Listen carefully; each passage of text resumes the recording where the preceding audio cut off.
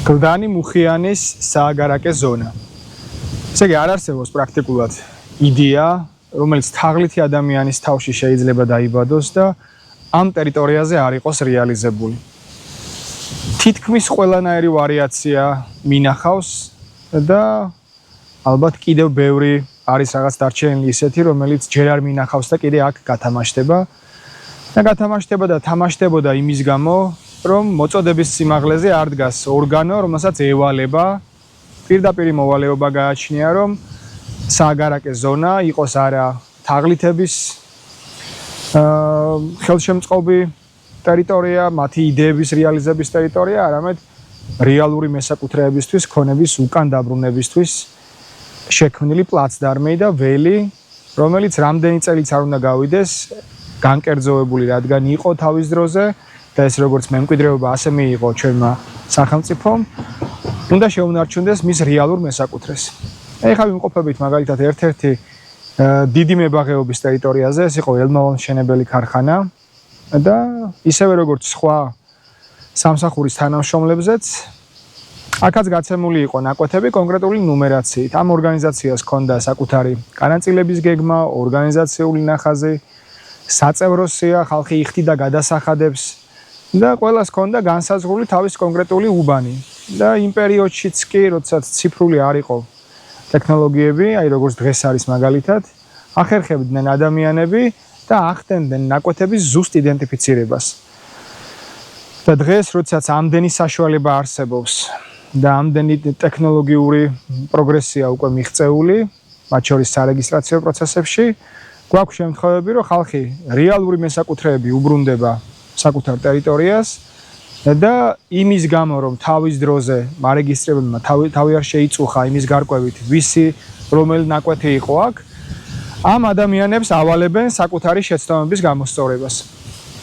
ამ კონკრეტულ პრობლემას აქვს ასეთი მახასიათებელი, რომელსაც ეხლა მოვკიდეთ ხელი, რომ ადამიანს ერთხელ ჰქონდა მცდელობა რეგისტრაციის და მარეგისტრებელმა უთხრა უარი.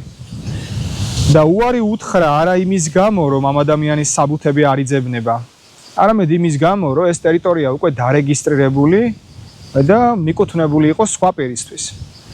რეესტრმა იცოდა რა დანაშაულის ჰქონდა ჩადენილი, ამიტომ მოიგონეს ასეთი ტექნიკური გამოსავალი, რომ თითქოს მასალები არ იძებნება და 5 წლის წინ, როდესაც პირველად ჰქონდა ამ ადამიანს მცდელობა რეგისტრაციის, აი ამ არგუმენტით მოიშორეს და დააკარგვინეს სტიმული, რომ საკუთარი ნაკვეთი დაებრუნებინა, თუმცა დაგვიკავშირდნენ ადამიანები და საკუთარი თვალით ნახეს, რამდენად იძებნება და რამდენად არა. ყველაფერი იძებნება, ყველაფერი მოძიებადია. უბრალოდ ნათელი გახდა მას შემდეგ, რაც დავაიდენტიფიცირეთ ტერიტორია, რაში იყო რეალური მიზეზი, ანუ რა იყო პრობლემა, რის გამოც ასე რომ ვთქვათ, ვერ მოიძია მარეგისტრებელმა ადამიანის კუთვნილების დამადასტურებელი დოკუმენტები. და დღესაც მიუხედავად იმისა, რომ უკვე მასალები დამოუკიდებლად მოვიძიეთ, დღესაც ცდილობენ, რომ საკუთარი დაშვებული შეცდომა პასუხისმგებლობად აკიდონ კეთილსინდისიერ მესაკუთრეს და ამ ადამიანს თხოვენ, რომ წადი თურმე ეს ადამიანი უნდა წავიდეს და მათი დაშვებული შეცდომა, მათი არასრულად განხორციელებული რეგისტრაცია უნდა არკვიოს იქ ვიზე გაკეთდა, რა საბუთებით და ის ადამიანი არის აქ თუ სხვა. ისევე როგორც ის ადამიანი არ დანებდა, ასევე არ უნდა დანებდეთ თქვენც და უნდა გესმოდეთ, რომ არანაირი ვალდებულება თქვენ სხვის დაშვებულ შეცდომებზე არ გაკისრიათ და მარეგისტრირებელი ისევე როგორც ნებისმიერი ადმინისტრაციული ორგანო ვალდებულია ახლად აღმოჩენილი გარემონდების დროს თავიდან გამოიკლიოს მათ შორის მის მიერ დაშვებული შეცდომა და თუ პირი არასწორად დაარეგისტრირა კონკრეტულ უბანზე, უნდა გაუუქმოს მას რეგისტრაცია და გადაიყვანოს სხვა ადგილას. ამ შემთხვევაში ზუსტად მსგავს პროცედურასთან გვაქვს საქმე, გაჩერდა, გავაჩერებინეთ ის რეგისტრაცია, რომელიც არასწორი იყო, ვითხოვთ მის გადაყვანას სხვა ადგილას, სადაც იმყოფებოდა, მაგრამ არა აქ და პრობლემების გამოსწორებას ვავალებთ რეესტრს და არა საკუთარ თავს. და ასე შეგიძლიათ, რომ გააკეთოთ ყველამ. თუ გეცოდინებათ, როგორ დაიცვათ საკუთარი თავი და საკუთარი უფლებები.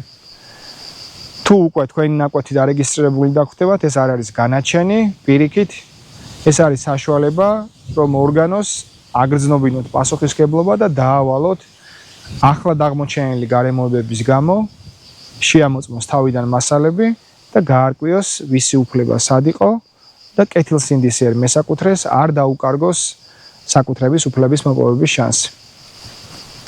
მაგრამ ეს ყველაფერი უნდა გესმოდეთ, რომ გასაკეთებელი გაქვთ 2025 წლის ბოლომდე და უნდა იჩქაროთ, რადგან ყველა ქონება არსებული რეგულაციების მიხედვით, რომელსაც კერძო საკუთრება ვერ დაუდასტურდება, ისევე როგორც ელმაონს შენებლის მებაღეობის ზონა, საბოლოო ჯამში გახდება სახელმწიფო საკუთრება.